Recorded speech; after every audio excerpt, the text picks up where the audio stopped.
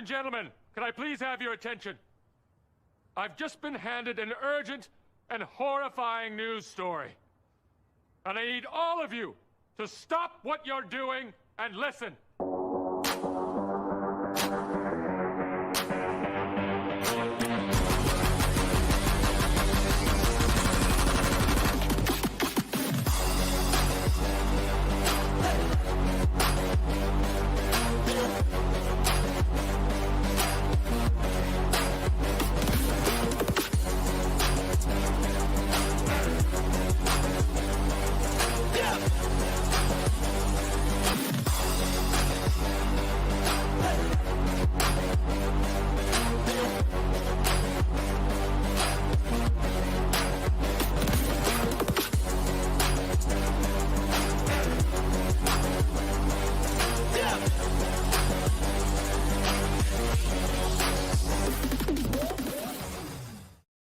What is going on, guys? I am Matty Ice. He is Caniacs, and he is Chris, and this is the Canes Callin' Show live. Caniacs and Chris, how are you doing tonight? I'm doing great, man. How are you guys doing? I'm doing well. I'm doing well. We got a big one tonight, Caniacs, right? Everybody's been talking about it on social media. We got a big one. Yeah, we're ready to rock and roll tonight. Thanks for What's up, Brad? What's up, Brad? Hey, shout out. Chat's live right now. It's awesome. Oh, man. This is crazy. There we go. Shout out. Oh, I was just going to say shout out to Brad, shout out to Paul, shout out to Jazz, everyone retweeting us. We appreciate it. Absolutely. Yeah, this is a big show, guys. So we got a lot of people booked over the next 3 months, but arguably none other bigger than what we got tonight. Mm-hmm. That's absolutely true. It's a big show tonight. I'm excited. Oh, absolutely. So, guys, yes, and we are having Mike Harley on tonight. Super excited for that. So, guys, though, how are you guys doing tonight? How was your weekend? What's been going on? Good. Enjoyed Mother's Day with the wife, with the kids, and had a great time. I actually made some homemade tacos for the wife. She wanted some because I make the guacamole, everything fresh and all that stuff. And yeah, so I slaved around this thing at the stove for, but it was well worth it, man. Well worth it. Hell yeah. No, man, I just we did the in-laws on Saturday, get to spend Mother's Day over there with everybody. And then on Sunday, we just did it at my brother's house, celebrating with my mom. I got to hang out with my 1-year-old nephew. So it was a blessed weekend. It was a wonderful Mother's Day weekend. What about you, Maddie? So, I mean, I got to say, my mom had the best Mother's Day. You want to know why? Why is that? How do we know that? She was out of town, so she didn't have to deal with my ass. We went to go visit my sister. She was in Portland, actually. She was. There we go. Yeah, visiting my sister. I'm actually going to be there in a few weeks. There we go. Yeah, in like 3 weeks. So going up there for a little bit of work action and stuff, but didn't really do too much. Just had some friends over, drank and whatever. And that was pretty much it. I got to tell you guys, I haven't told you guys this. I recently started literally like 2 days ago, the keto diet. Oh boy. Yeah, boy. How's that going? It's not good. I was going to say it's rough, isn't it? Dude, it's rough, bro. I don't know how people do this. I feel like so out of it, man. I feel like I have no energy, but I mean, seeing that intro just got me like right into it, man. So I'm pumped still. I love the keto diet, man. I'm not gonna lie. Mm-hmm. Well, speaking of diets, man, that's funny you should bring that up, Maddie. So I'm gonna start actually next Monday, dude. I'm gonna try to go no soda for 30 days, which will probably be the hardest thing I ever do in my life, man. I have 2 pops a day, easy 2 pops a day. Really? Oh, really? I'm gonna do no soda for 30 days. I'm gonna cut the candy out, dude, because I got a major sweet tooth, and we're gonna hit that MMA and that boxing training hard. We're gonna do a 90-day program. That's right. With my brother. So we'll see. We'll see what we look like in 90 days, man. You're a do man, right? If I do recall. I am a do man. Yeah, I do the do all the time. So what's your flavor of? Right, I'm killing yours. I'm killing yours right now. You son of a! It's a little backstory here. Mountain Dew Livewire is my favorite flavor, and I sent it to Chris because I was in Colorado, and I was like, oh my god, they have it somewhere. well, they don't have it in California where I'm at. And I sent him a picture of it, and he's like, oh yeah, they have it at the 7-Eleven across the street from me. And he sent me a picture. I'm like, you bastard. Nah, Yeah, dude. exactly. I'm not that down with Livewire, man. I'll kill an OG do. I'll kill that green do all day long, dude. But I just had to antagonize Maddie a little bit today. Is that why it's Nothing wrong only with that. half drink? That's why it's half drink. Yeah, He's been saving it for the show. He bought it at noon, by the way. Probably bought it like Save it a for week that. ago, and it was just saving it. I was saving it for tonight. Yeah. I was. Wow. I can't believe you. That's funny. So, boys, obviously we're in the off season. Spring is done. Not really much anything going on Canes related. But I feel like the big thing that we're shifting and talking about as Canes fans is recruiting right now. And I kind of wanted to bring this up. I know we talk recruiting almost every show. I feel like you got to. I hate you so much right now. But the thing I wanted to bring up is we have one commit right now, Jakari Brown.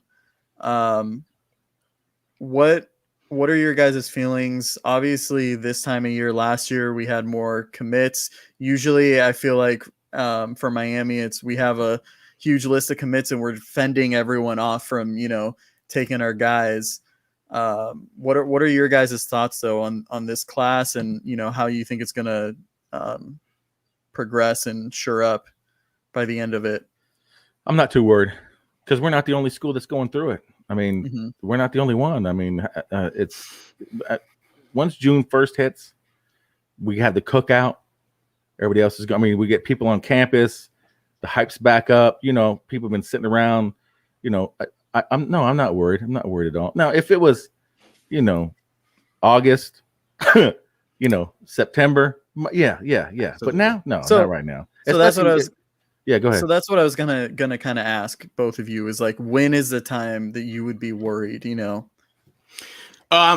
me, I think if we get to the end of June and we had 30 days of visits, we had 30 days of official visits, we had unofficial visits, the barbecue, and we're not sitting at least 5, maybe we didn't get 4 more by June. If we're not inching ourselves closer to double digits by the end of July, I would say that would be a bit of a problem because, as we talked about before, Florida State has a top 10 class right now, which won't last for long.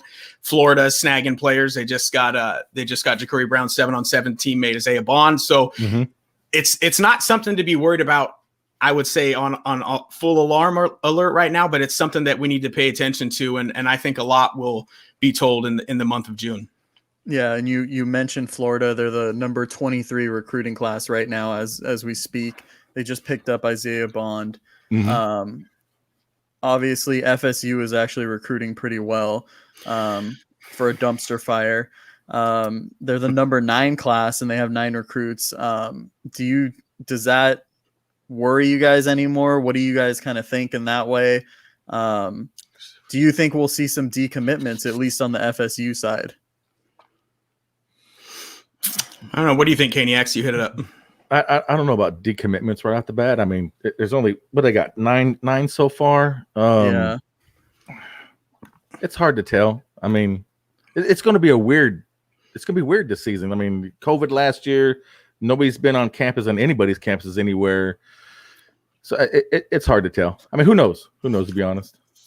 I mean, I think definitely that Florida and Florida State are going to swap. You're going to probably see Florida inch closer to the top 10, Florida State kind of falling out of that top 25. But whatever they have hanging on by a thread come November when Miami pushes their shit in, dude, it's going to be a different recruiting class for the Florida State Seminoles come into November. I can guarantee you that. Yeah, I believe that too. I think so too. Do you kind of see this too as like maybe some guys are waiting to see how Miami performs this season as well? Well, I think, and I'd love to get your opinion too, Matt or Kaniacs. I think that's the same thing every year. You hear guys midsummer, early fall. I'm not committing until before early NSD. I'm not committing until NSD because I want to see how Miami does. You hear it in the websites when you look on 247. I want to see how the Canes perform. So that seems to be the theme of the last few years, and I think it'll hold true again this year in a very weird recruiting year with kind of the barn doors flying open on June 1st. Yeah, I agree with you on that one. Because of the year, the way it's been, how recruiting is going to go this year. I agree with exactly what you just said. I do. Yeah. Okay. I'm not worried about Florida State if that was the general consensus. Yeah. Yeah, I'm kind of in the same boat as well. I think once I'm kind of with you, Chris, on the end of June, depending on how many guys we have committed, that's kind of when I'm going to start worrying. And it depends on the position as well, too, I think. But that's kind of where I stand on that. But Caniacs, I know you wanted to bring something else up. What did you want to bring up? There's a topic. I was listening to this morning, listening to Toasted Sports on Onside Radio. He brought up a very interesting fact about June 1st. Right now, there's 5 states that have agreed to the likeness, image, and name. Yeah. So, and then he was saying something about how the Arkansas legislator said that they want to out recruit Bama, and so they need to make their laws better. So, I mean, and he also mentioned that this I thought was pretty interesting. Could it change the dynamic of college football? Like, if it all comes down to about where players want to go for money, I mean, look at Rutgers sitting right in the middle of New York, one of the biggest markets in the world. I mean, are people going to go to Rutgers now instead of saying going to Miami or Bama or Ohio State because it's a bigger market that can make more money? And I just thought that was pretty interesting, what he had brought up today. But do you think also too that it's a mix of things? Because you look at Rutgers. I mean, Rutgers hasn't really been known for football, and I can't imagine that their fan base is that big. Right? Do you think it's kind of a mix of things, or because obviously that does matter, but I mean, it also matters if there's people that care about the team as well, right? Right. But I mean, is it going to come down to they want to care about the team or care more about the money? It's interesting, and then. Who state's going to outdo what state? I mean, is because I can't remember which one, but there's one state that did it that said that the players are going to have to give up like 73% of what their earnings to give back toward the school to fund the other programs or something like that. So there's, I mean, then if you're a player and you want to make money, then why would you go to that state if you can go to, let's say, Iowa, where you don't have to give that to anybody? Oh, it was Georgia. Thanks, coach. But I mean, so it's the dynamic of college football could totally change. I mean, and like Tosa said, we could be seeing the end days of the NCAA. Well, and that's funny you say that, because I saw that where they would say 75% of the income that an athlete could earn starting on July 1st, once this gets enacted, would have to be given back or could be given back to the university to be redistributed to the other players. Because we all know on every D1 football team, there's going to be a good 30-40% that aren't going to be doing the radio spots, that aren't going to be doing the car dealership commercials. They're not going to be pimping your product. So there's going to be the heavy hitters and the dudes at the top and the De'Aaron Kings and the guys that are at the top of these schools and stuff that are going to be wanted to do those infomercials and wanted to do those. So, I don't know if every state's going to be like that as far as the redistribution back to players, but I think it's something to, pay notice to. Like you said, Caniacs, there's 5 states that come July 1st are going to enact this. And I think we're going to see a very different college football this season. Absolutely. It's amazing how quickly the sport is changing as well, both on the field and off the field. But I'm ready. We have our guest. He has showed up. Oh, we do? Okay. Yeah. I was here. I was looking at you and you had a little smirk on your face. So I was like, yeah, he's here. It looks like he's ready. If you guys are ready, we'll go ahead and hit the thingy and let's get this rolling. Let's roll, baby. All right.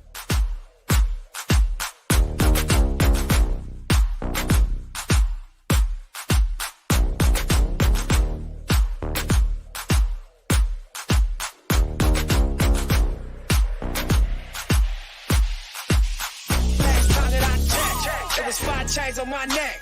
It was no smut on my rep last time that I checked. I was selling zones in the set. Make a $250,000, no sweat last time that I checked. I'm the streets voice out west. Legendary self-made progress last time that I checked. First you get the money, then respect, and the power and the hoes come next last time that I checked. Check.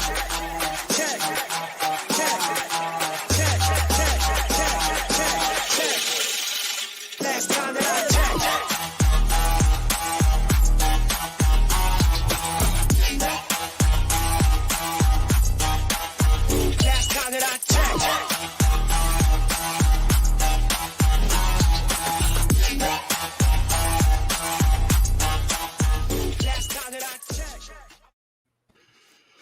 Mike Harley.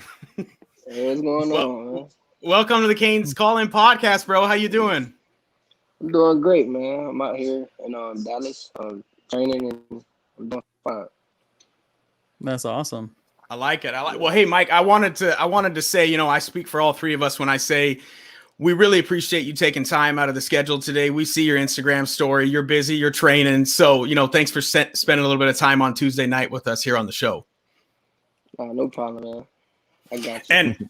And hey, so you said you're in Texas, man. So what's that Texas weather like right now, man? It's really crappy, man. It's been raining. Rain is like 50-something degrees. I wasn't expecting that, but the facility I'm training at have indoor, so it all worked out fine. It all worked out. Oh, that's cool. Man, I'm sitting here in Portland and it's 75 degrees. The sun's out, blue skies, and I thought you were gonna hit me with some Texas heat, dude. Thought you were gonna hit me with 90 or 100 today. I had packed some sunscreen and everything. But, instead, I should have packed a jacket and some joggers. Hell yeah. Well, hey, Mike, so every time we have a player on, we like to do a little icebreaker game to start things off. So I'm going to kick you over to my dude, Matty Ice, and we're going to play a little icebreaker game, and then we'll jump into the interview, man. All right, let's get it.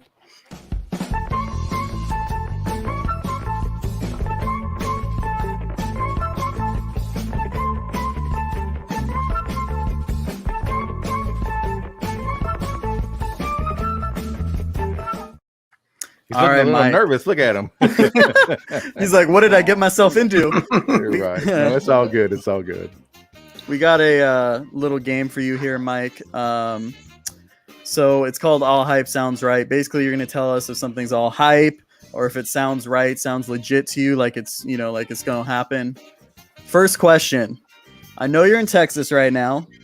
So All Hype Sounds Right. Whataburger is the best fast food burger chain. What are your thoughts on that? Man, hype. Oh, no. All hype. No. Really? What is it then?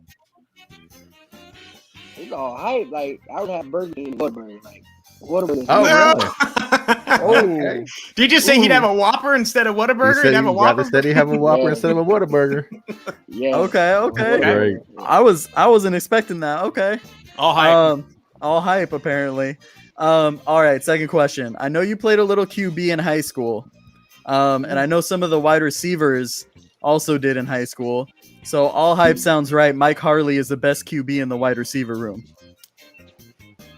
That sounds right. I can stand on that. Hey, he's like, I'm the best QB on the team no matter what. For sure. Okay. He's best out of the 12. Oh man, I love it. All right. So, you have 10 career total touchdowns, right? You're 5 away from being in the top 10. So all hype sounds right. Mike Harley is going to finish in the top 10. Looks like this is an easy one. Sounds right. Yeah, that sounds right. Okay. Right. It's already real. Okay. Last one, Mike. I know we mentioned it. You're in Texas. So all hype sounds right. Women in South Florida better than the women in Texas? What are the thoughts here? Women, you said a woman in Florida is better than a woman in Texas? Yeah. All hyper sounds right. All hype. All hype. Okay. He like them Texas ladies. That's awesome. All right, I'm gonna shift it back over to Chris, and we're gonna get started, man. We got some questions, and we're looking forward to hearing your answer on them, man. There we go. Hold on, I can't hear you guys. You can't hear us? Uh-oh. Yeah, I can't hear you guys. Hello? I didn't do anything. Uh-oh. We'll let him pop back on. Yeah, see what happens. I can hear him fine. Yeah, we can hear Mike. We got you, homie, if you can't hear us. It might be his headphones. Maybe, yeah. Hello? Can you hear us? Maybe he's a log out and log back in. Yeah. We'll see. Yeah, Brad wants to know all hyper sounds right. He's going to break the receiving round. Oh, that's all. That sounds right for sure. I'll answer yeah. for him. That's easy. Hey, what we learned on all hyper sounds right, dude, is it's all about the Burger King Whopper, dude. What a burger gets swept under the rug. There's no what a burger. Exactly. I'm kind of curious on his thoughts on like In-N-Out if he's ever had it too. Oh, dude, There we what go. a burger's done for. Done for. I know. In-N-Out. Yeah. Yeah, I had In-N-Out in high school. I went to go visit Utah. That's some good food. In-N-Out burger. Oh, okay. Yeah. I'm from California, so I appreciate it.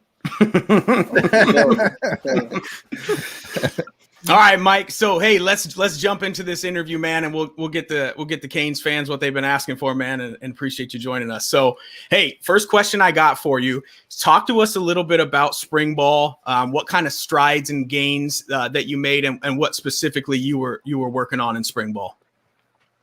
Spring ball, I was really working on just consistency. Basically, try to perfect everything under being fatigued.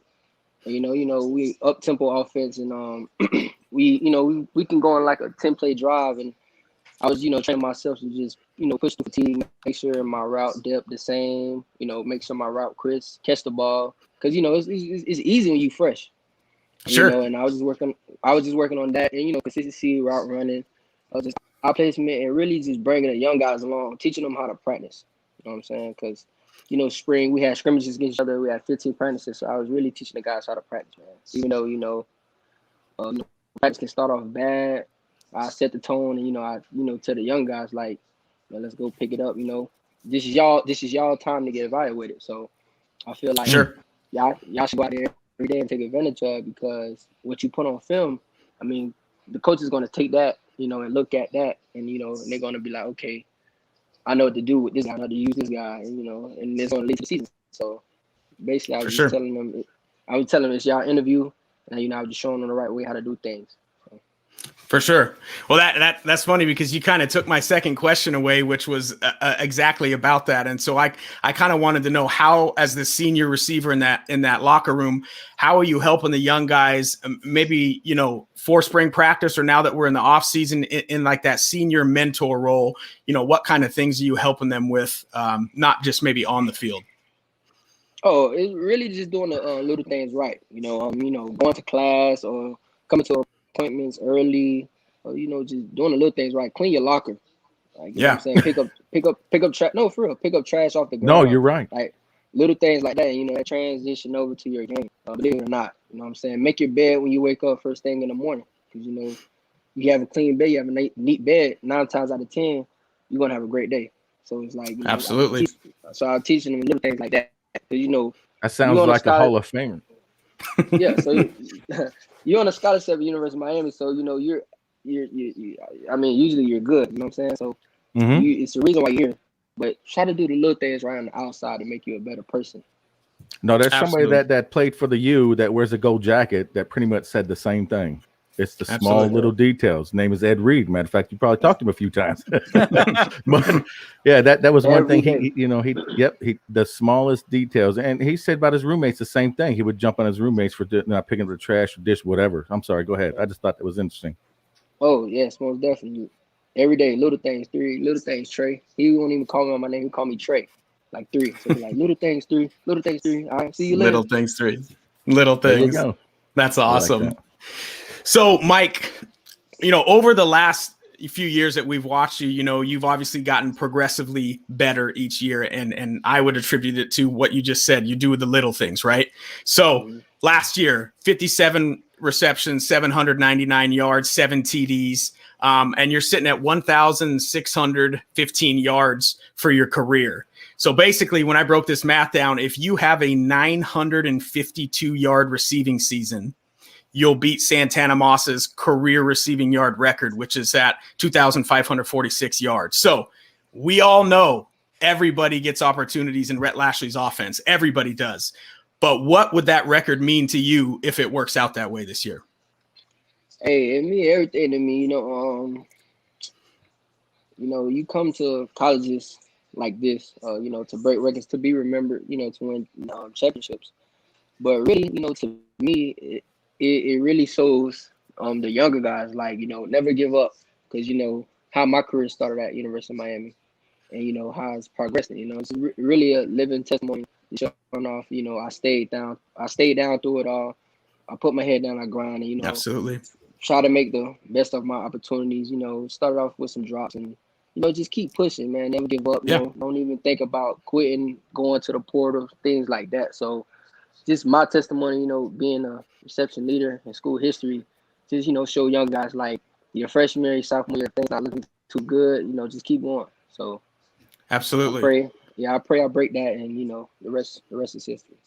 The rest is history. That'll be a hell of a year. I love that answer. So we'll kind of turn it into a different direction now, Mike. So what DB, and if the answer is no, then the answer is no. What DB gives you the most problems in practice? You know, Coverage wise, lockup wise. Oh yeah. Believe it or not, you know, I face all safeties. And, you know, sometimes we'll have some corners come in a slot when you know they run a third down package. But I say TC most definitely. It's Corey TC. Campbell. I like that. Okay. He's a standout. He you know, he's scrappy, he's aggressive, he's quick. You know what I'm saying? TC. I say TC. All the guys, you know, they give me a challenge. You know, Bubble, and I like Kitchens, the young safety. Cam, baby, yeah. Hey, he's gonna be a problem. He remind me a lot of Jaquan Johnson. Oof. Oh, wow. Okay, that's big field. That's big shoes right there. I love to hear that. Mm-hmm. Hey, so Mike, I got a follow-up question then. What DB talks the most smack to you in practice? All right, bro. I'm like, yes, this is what we're waiting for. Listen. We go way back, and I'm like, yo, in high school, you was never talking like this. Don't even talk like this now. So you know it's Al Blades. It's Al really? Blades. Al Blades is gonna talk to you. He would get in your head, like he would get in anybody's head. Like, you know what I'm saying? Like I barely go against Blades, but it's just like you hear his voice, you be like, dang, like it's a nagging. But him most definitely, him most definitely. It's Al Blades. That's funny. I like that. That's awesome. So, Mike, I know based off of your IG story post, you know, you post a lot of scriptures. I know you're a man of God, and I love the story, kind of with the perseverance and the determination. And so, I wanted to ask you kind of about that walk. So, you know, Proverbs 14:30 says, "Peace rules the day when Christ rules the mind." So it basically means God is above all your circumstances. Bring it all to Him and kind of bind yourself to His strength. So, talk to me about kind of the role that God plays in your life, and the path He has you on right now. It's crazy because you know, it's a time change in Texas, so we're an hour back, and you know, at night I really can't.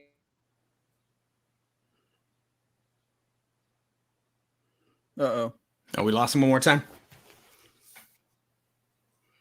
He'll pop back on. He'll pop back on. Well, while he's doing that, Paul's in here. Paul, thanks, man. Paul we appreciate is blowing it up, man. And we are very we're very appreciative of everybody from the support, man. That's absolutely awesome. Absolutely. Yeah. Paul's a stud. Absolutely.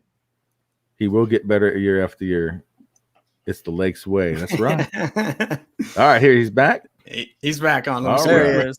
Wait, do we got the audio? Let me see. I can't hear him. No, not yet. We'll see. We'll get it figured out here. We're gonna get through this interview. No, nothing there. It's something to do with his connection. Yeah, it's just a Bluetooth connection. Bluetooth? That's all. Yeah. Oh, is it AirPods or something? Yeah, it looks like it is. Hello. Oh, there we go. Oh, we got him. We're back, Mike. We're back. Oh, we were. Hello. What the heck? Oh, there we go. Wait, I hear him. You hear him? Hello, Mike. Yeah, there he is. Okay. All right, go ahead. I got him now. All right. Let's pop back in, Mike. I know it's probably some connection, but it's all good, man. So what I was kind of saying is, tell me about kind of the path, and that path God has you on right now. What He's doing in your life. Okay. I was saying, you know, Texas is an hour back, so you know everything's moving slow, and it's so crazy. Last night, I was just like laying in bed, and I searched my name on Twitter. And, you know, just looking at all the, you know, the videos, the feedback, you know, the negativity, the positivity, the interviews and stuff. And I was just like scrolling, man. And I was like, dang, God brought me a long way, man. Like I came a long way. And I was like, Absolutely.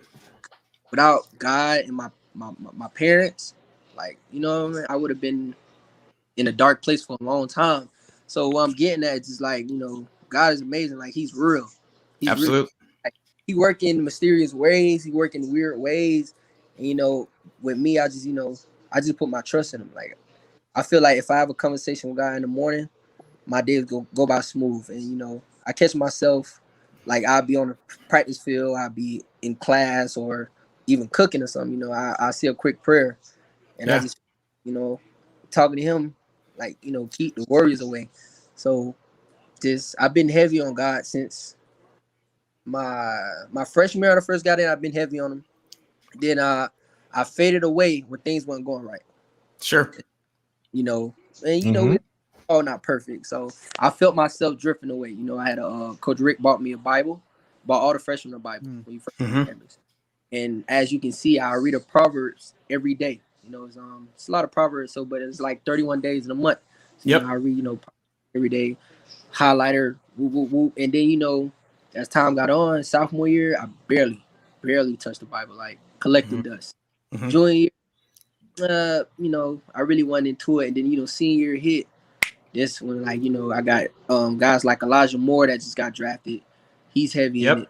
Yep. You know, this guy's like infected, like, you know, just on me. And then Coach Likens coming in and he'll say a scripture a day. And like, I'm like, dang, it's like God's telling me a message, like, you know, you got to get back consistent, you know, keep me first. And then I got the rest. So ever since then, I just been heavy on that. And I was just believing, leaving everything in God's hands. Amen. Amen. That's a great testimony. Amen. Appreciate that, Mike. So, all right. What kind of receiver do you compare yourself to in the NFL, Mike? And tell me the Mike Harley skill set includes what? Okay. Which my favorite receiver is Stephon Diggs. I remind myself, I try to mirror my game with Stephon Diggs. I won't say I'm the fastest, but you know, getting out my break separation with Stephon Diggs do. He gets open, he runs crisp routes, and you know everything. So I mirror my game behind Stephon Diggs. And what's the other question? So the Mike Harley skill set includes what on the football field? It's really quick feet, you know, IQ, you know, and basically with me, you know, I never judge the book by its cover, so I you know, I attack everybody the same. Just be in my shoes. I gotta see if I got a post route, go route. You know, I look a guy in his eyes. You know, I see his eyes big, run past him. Absolutely, absolutely. And you know, if I got a split or a dig, the way I run my routes, you can ask any DB in the room. I stem them. You know, I stem them the opposite way to set them up. You know what I'm saying? Oh, wow. Like, I just go. Like, you know, I'm the type of guy I don't really think, but, you know, preach not read. I'm like, okay, this is what I got. Boom. Sure. Done. I love it. I love it. That's a great answer. So we'll have a little fun with this question with you, Mike. Who's the biggest prankster in the locker room? And can you share a few stories? Who's always trying to rib somebody else? Nesta. Why does it not surprise I me? thought you might say that. It was one time we had like an early morning lift, and then he'll come around. He's like the big bully on the street. He'll come around. He probably mess with you, jack you up or something. But then again, it was odd because he, you know what I'm saying, he never attacked nobody or he never reached nobody. He just sitting there and then he'll walk away. A minute later, we smell something like, oh my God, what it is? Like, he had fart spray. One of the sprays? Oh my goodness. Just spray it around the whole locker room. Oh my God, that's funny. Going in the weight room, Coach Feely, we got guys throwing up. We got spitting, coughing. That's a great. Oh my God, that's funny. Definitely a prankster. That's a great behind the scenes story. That's awesome. God. That's awesome. Hey, Mike, I got to ask you something. So I was kind of talking to some of your teammates on Instagram. So I was trying to find like some funny stories or something, Uh-oh. So no, don't worry. You good. So someone told me that I need to tell you something, and I need to know the meaning behind this. So let me get ready so I can say this correctly. A la fuega.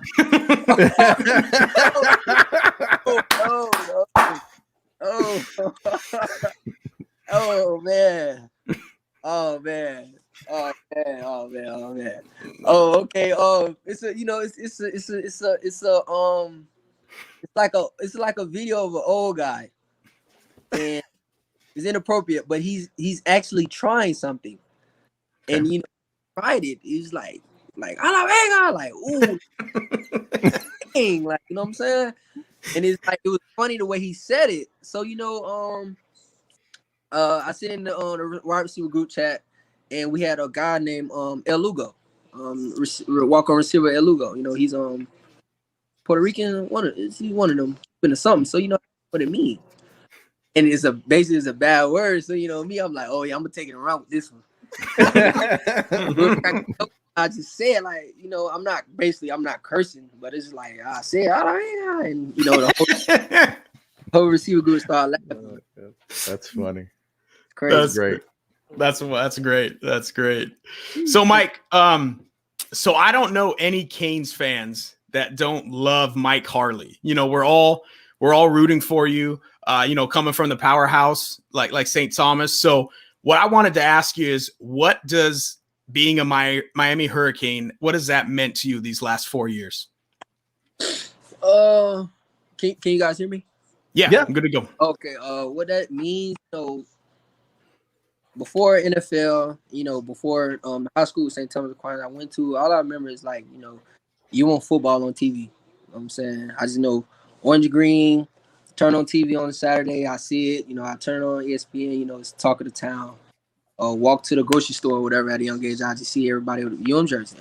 It means a lot, and it was so crazy, in the beginning of my journey, I was taking it for granted. You know what I'm saying? I walk around like I play for the U, like someone owed me something, like, I took it for granted. And then just like the prestigious high school I went to with the Leonard Hankerson and Philip Dorsett, and like them guys came in and like made a name for themselves. Yep. So I just felt like I'm taking things for granted, and like I'm really not a household name yet and stuff like that, but I'm basically following these guys' footsteps, like Michael Irvin, like sure. comes too. So it's like sure. Them three guys, coming in making a name. It's like what are you doing, Harley? You know what I'm saying? So I have inner talks with myself. So it's like, okay, Philip Dorsett did this, he went first round. Leonard Hankerson, he breaking records, you know what I'm saying? 73, 75 receptions one season, yep. Michael Irvin, coming in, just like, doing him, winning championships, going first round. So it's like I had to do something. Like, that's just for me individually. Like, man, I have to, make a name for myself because I came from the same background as them guys and come to the same university. And then, just in general, it's just like, it's huge because I know guys back home that was better than me in the game of football growing up, literally. And, some will take the wrong route. Some not here today, some in jail, and just like guys that die to be in my position. Sure. So, and eventually in my senior year, I did things I did, but I was really taking it for granted. And then, I just clicked, like I really have to take advantage of this because it could be gone. And then, God bless, another season, the COVID came, and then I just know like that was all God. Like, you have another year, like you have another opportunity, like you have another you have another summer off season. And it's like, wow, that's crazy. So now just looking at it, the bigger picture, like I'm really at the University of Miami. Like, sure. Yeah. Sure. Well, yeah, that's pretty amazing to hear what you thought about the school when you first got here and maybe took it for granted to what you think about now as a senior. And that kind of leads me into my next question is, what are some of the things you love the most about playing for Coach Diaz? Yeah, honestly, like I can like just I'm a he's like one of my friends, like one of my guys, like how like, oh, my head coach, man, I can text coach after 8. I don't know what he's doing. He sleep. Man, I can send coach a funny video, or like I can send him something on Instagram I seen. I can share a tweet with him and think, what I'm saying, joke around, and like I can even call coach like, hey coach, I have something. I have a pen or something. Okay, yeah, we can work on that. Like, what I'm saying? He's like a player's coach. And like, he's real buddy, but when it comes to like business. Like he trusts me enough to, you know, handle my part and handle the offense basically and handle my receiver room. Like, you know what I'm saying? So it's like that the trust and the bond that me and Coach Diaz has is awesome. Just being there for having him for 2 years, 3 years so far. So it's like I'm just trying to make the most out of it. Sure. Awesome. And you talked about that bond with Coach Diaz. I want to ask you about that bond. So one of the things that became very clear last season was the bond between you and De'Eric. And the chemistry, was just off the charts. So I kind of wanted to see if you could talk about kind of a little bit about how that came to be on and off the field and how you guys connected so well.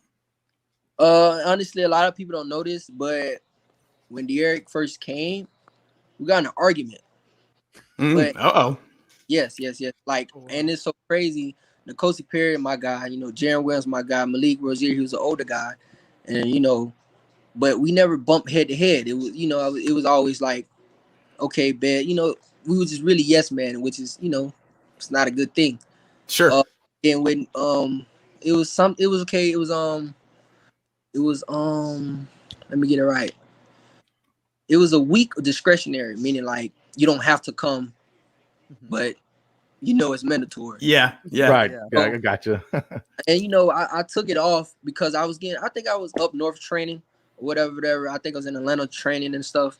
And then I came back, and then we was working in the indoor, and then, you know, De'Eric King, he was struggling with something. I think we were doing push plates or whatever, and this is his first time doing it. So, you know, I was so used to it. You know, I kill it, I be done. I'm trying to cheer people on, and I'm like, yo, De'Eric, man, come on, man. And in the middle of the thing, De'Eric stopped. And De'Eric was like, you, hey, bro, you can't be talking, blah, blah, blah. You out here missing, you know, discretionary week. Like, you know what I'm saying? You basically missing workouts, and you a senior, blah, blah. So in my head, I'm like, dang, you coming at me? Like, you just came from Houston, bro. You have no say so. But on a bright side, he's 100% correct. And basically, he's holding me accountable. And like, we really bump heads. Like, we talking like, man, you ain't talking to me, blah, blah, blah. You that type of person. Like, we going back and forth. Like, and then Coach Steele step in. So, but when I apologize to the team, he apologized to me. And then, like, we really, like, connected after that argument. Like, we was about to hard down fight, but it's like, this guy's holding me accountable. Like, I'm a senior. Like, I've been at you 4 years. And, you know, I took it away because the things he was saying, like, I see why you guys losing now. Like, I see why you guys doing this, and that. So I'm like, dang, like this man got a point. Like, he really do have a point. So when you say one guy can come in the program and change it, oh, most definitely. Like, De'Eric King is one of them guys. And then our bonds has been tight ever since. And like, I always around him, and he always wanted to be around me. Like, not even on tip, just like, you know, just hanging out, going to get some food or something like that, you know. And then just when the season came, you know, we had to do our jobs. We did what we did. But it did. When, you know, said everything.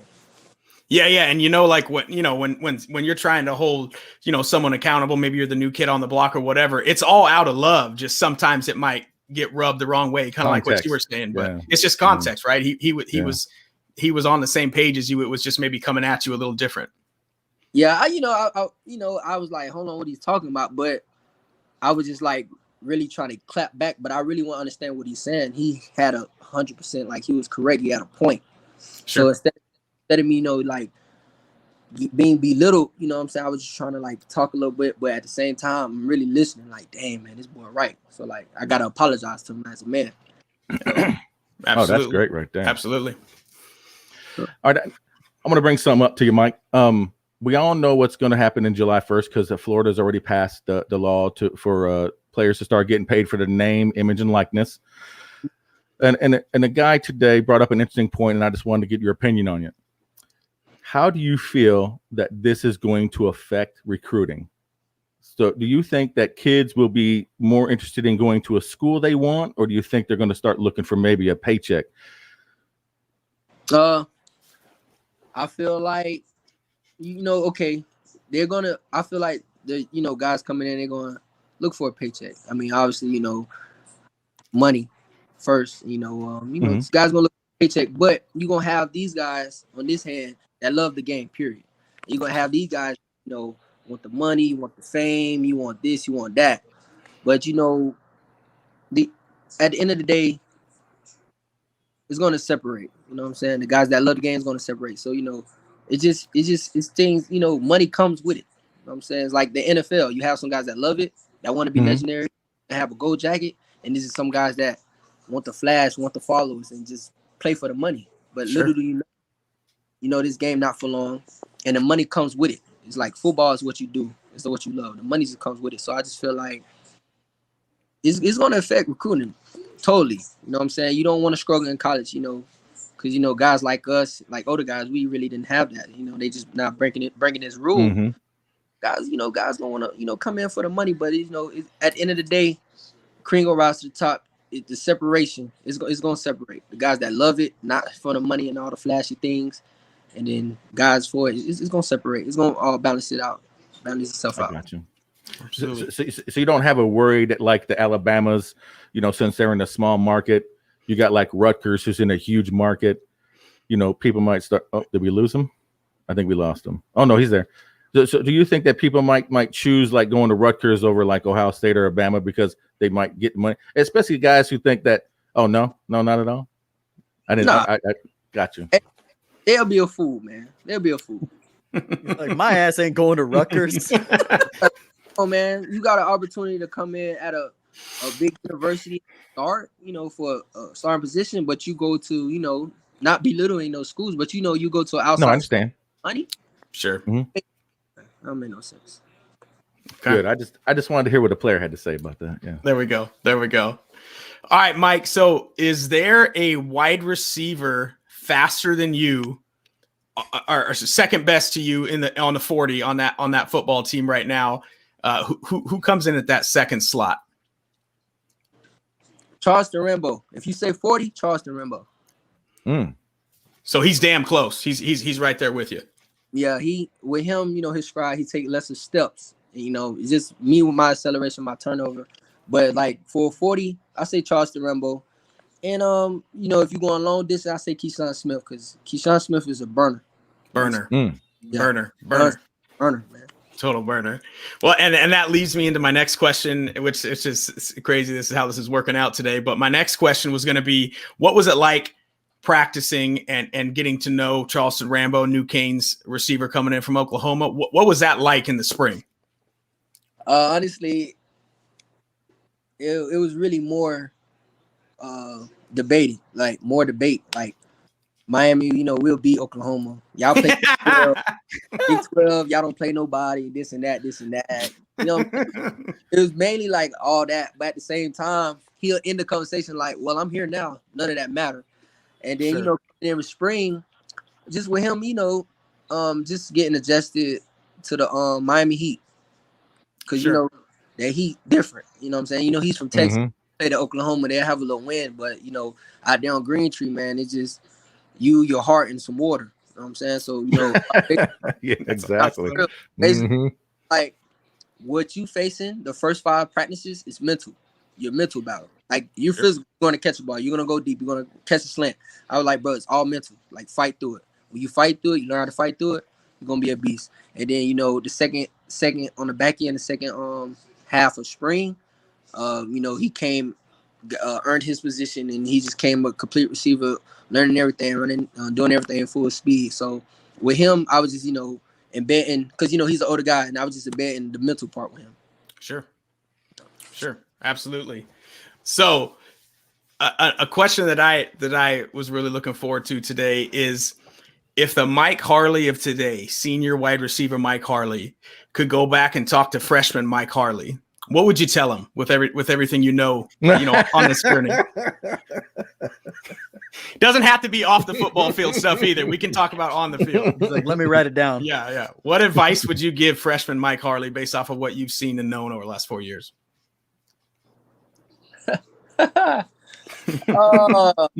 Trust the process. Trust the process. Tell them trust the process. No matter what, keep going. And just work harder. Just turn your phone off and work harder. Do extra. Sure. Trust your process. Do extra. It's all good. Absolutely. So My next question is, a few weeks ago you tweeted opportunity favors the most prepared. So I kind of want to know what these next 3 months will look like when it comes to preparation for you going into your final season, with that U on the side of your helmet.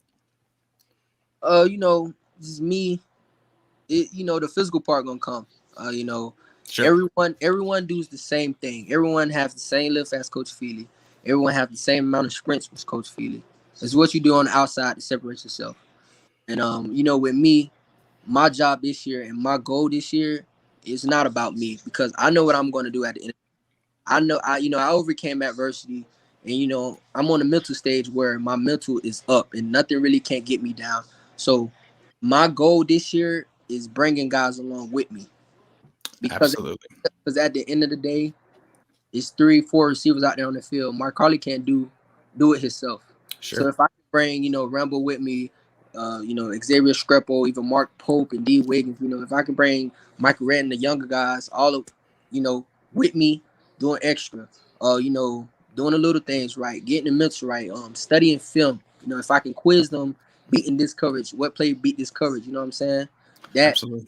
That right there, just alone, just to make me feel like the reason I ran it back. Yep. The reason I ran it back is that reason right there, because I don't want to leave the guys in the dry, because the older guys I had, was Lawrence Cage and Amon Richards. Amon Richards went down, Lawrence Cage was transferred out. Now you're looking at me and Jeff Thomas and Evidence and Joker, the oldest guys in the room, as a junior. Sure. Never really had no guidance, never really had no leadership. And then boom, my senior year, I'm the oldest guy in the room. Started off rocky, and then boom. Now I have a God bless me with an opportunity to come. I'm trying to get everyone up aboard. It's not all about. I can't break records without them guys. You know what I'm saying? So it's just like, sure. Just being just being a better leader, like just bringing everybody along. Sure. That makes me excited to hear that. That makes me excited to hear that. So, Mike, hey, this has been a heck of an interview, man. And one of the things that we like to end with when we have a player on is something that I call an Elite 8. So I'm going to fire 8 questions at you. They're rapid fire questions. It's going to be an either or a fill in the blank, and you're just going to hit me with the first thing off the dome, man. And we'll end it on that note tonight, Mike. For sure, let's get it. All right. First question on the Elite 8. Boxing or UFC, Mike?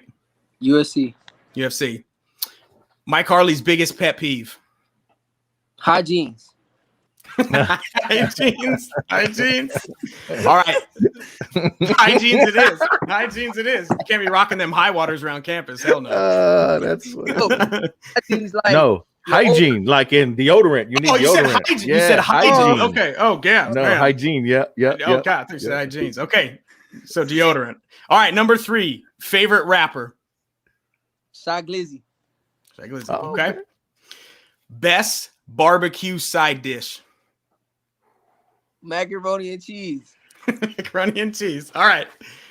Mike Harley, hidden talent. What do you got? Something a lot of people don't know about. He's been waiting for this. Yeah, he has. Hey, I'm a good dancer. He's a good dancer. Are we gonna see that after some touchdowns this year? I don't want no penalties, man. No penalties, no 15-yarders. Because then you can't get more. Right, exactly. Yeah. All right, Mike. Funniest movie? Ooh, Friday. The original. I love that one. Original. Yeah. Favorite TV show? Ridiculousness. There we go. Every night for 10 hours on MTV. Every day. All right. And last question on the Elite 8. The Miami Hurricanes 2021 season will be a success if. Ask that again. The Miami Hurricanes 2021 season will be successful if. We do the little things right. Yeah. It's funny, Xavier had the same answer. Yeah. He said the same thing. Exactly. X said if we do what we're supposed to do. That separates a lot of things, man. That separates a lot of things, the little things.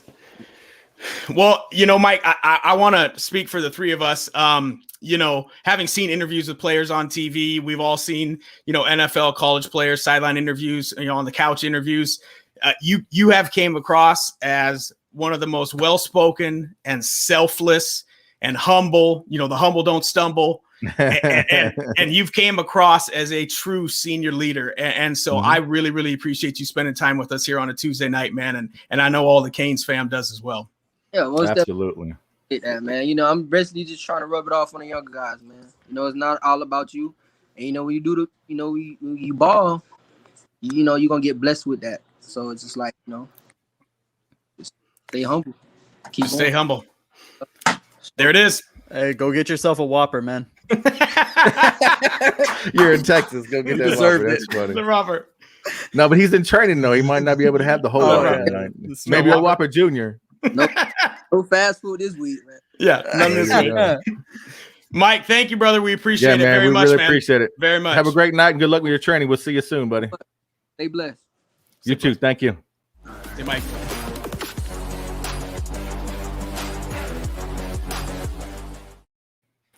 Oh man.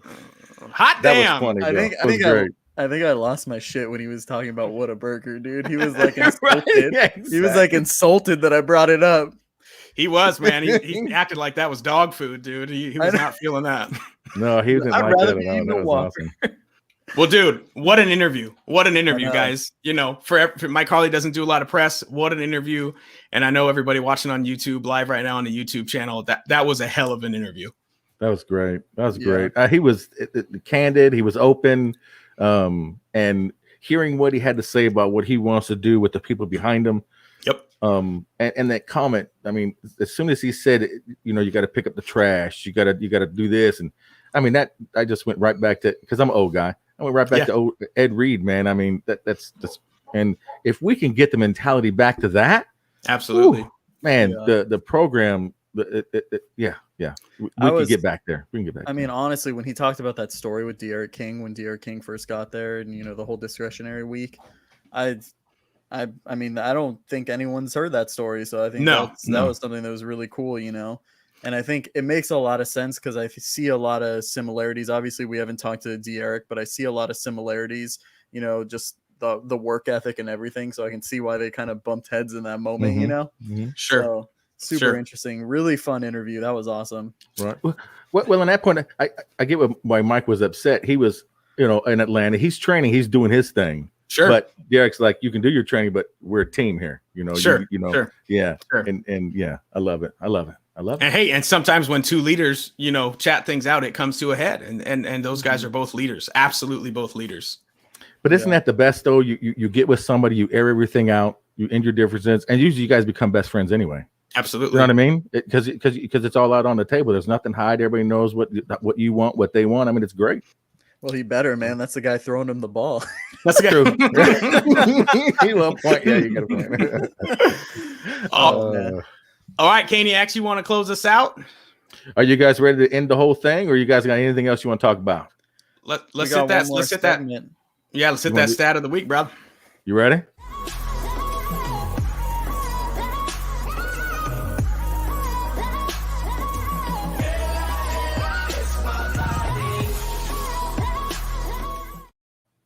All right, guys. So we talked about it last week, and we're going to roll again with this week to end the show.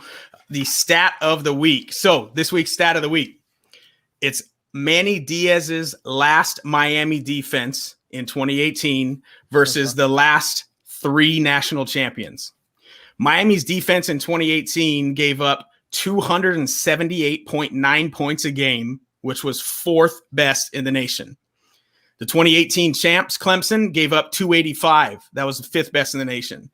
2019 champs, LSU, gave up 343. That was 31st in the nation. And Bama's 2020 national championship team gave up 352, 32nd in the nation. So Manny Diaz's defense gave up less yards per game than the last three national champions the last time he ran our Miami defense. So we'll end it on this. Guys, I know we had some serious personnel back in 2018, but how do you feel about Manny Diaz taking over the defense now in 2021? The last time he had it was the fourth best defense in college football. Go ahead, Matt. I mean, I'm fully confident. I think it's something that people are overlooking. I have concerns. I mean, I don't know how you, not to change the subject, but this has to do with it. I think a lot of people are concerned with linebacker play. I think Keontra Smith can actually really step up and give us some better play on the weak side, and I think Corey Flagg is going to ultimately start. I'm the only thing I'm worried about is maybe the defensive ends. I think I'm more worried with them. If DeAndre Johnson has a nice season, if someone steps up, like, I don't know, people are talking about Jafari Harvey. I really like Cam Williams. I don't know if this is his year. I think that, we can see a defense that's a lot better than as advertised, Sure. That's kind of my thought process. Let's piggyback on that, Kaniacs. What do you think? So top, it's number 4 ranked defense in 2018. Last time you had it, is this Manny Diaz defense going to be a top 10 defense? It's all going to depend on the edge rushers. Sure. Manny Diaz's defense depends on the edge rushers. So if our edge rushers, I'm not saying they got to get 50, 60 sacks a game or in the year or whatever. Sure. They just need to make sure that they contain what they need to contain. Don't let them outside. You know what I mean? And I think we have the possibility. Top 10, I don't know. Top 15, I think we can do. Sure. I agree with that. I would say top 15. I know I didn't give a number, but that's probably where I would put it. Well, that's what we got, guys. That's what we got for your stat of the week to end the show. And I think Kaniacs and Matty Ice, you probably both agree this will be a show for the record books with that interview. Oh, love it. Yeah. And then, don't forget next week we got Roman Kane coming on. We still got Truly Jazz coming. We got forgive me, I'm missing his name. We got John Michaels from 680 The Fan. Yep, John Michaels coming on. State of Miami host to end the month. So yeah, guys, we'll call it a week and come check us out next week. We got again Roman from the OBB going to be on the show with us. So any last words, Kaniacs, Matty Ice? I just wanted to say I just wanted to say thank you everyone for the support, blowing up the comments. Couldn't imagine that, we're growing, this quickly. Obviously, I think we still, we're still determined to put in more work and grow more exponentially, but we just appreciate everyone in the Canes family that's supporting us. 100. Yep. I mean, there's so many to list. We can list them all. Paul Scoop on you got the Miami Flow, Canes Legacy, and just a bunch more. I mean, we're going to have more details, Canes but Insight. We got some things in Canes Insight. We got some things in the works. So I'm looking forward. I'm excited. I know you guys are too. And man, I can't wait to go rewatch the interview. I'm not gonna lie, I'm gonna rewatch it this time. There we go. Let's call it on that, baby. And for this week and until next week, it's all about the U, baby. Go Canes.